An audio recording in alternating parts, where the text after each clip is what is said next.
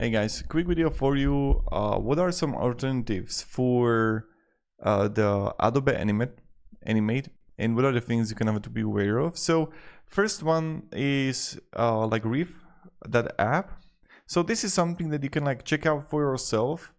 And with the Riff, it's like free tier available, browse-based and desktop versions, real-time interface, interactive design, modular interface designed for web app animation.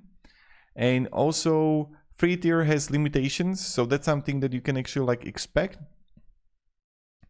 Focus on interactive web animations, not traditional like cartoonish. And learning curve for interactive features requires internet for browser version. So learning curve is there, but this is something that I want to like share. Maybe you would kind of like it.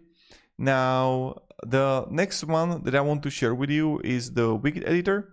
So free and open source, browse based, no download need, designed to be like Flash, Animate, vector driving tools, timeline and layers, scripting support, runs on any device with a browser, great for beginners. But it got limited advanced features, so browse dependent performance, not suitable for professional production. So less powerful than desktop alternatives. Now the Blender. So 100% free and open source, powerful 2D animation with 3D environment. A grease pencil allows drawing, rigging, animating. So you probably know about the Blender. So Blender is great, but get like different things comparing to the Adobe Animate, but still wanted to share with you. Pencil 2D, another one that is like very interesting one, and you can like check it out for yourself. That maybe you kind of like would like it. Synfig Studio, this is another one, free and open source, vector-based 2D animation, automatic twinning.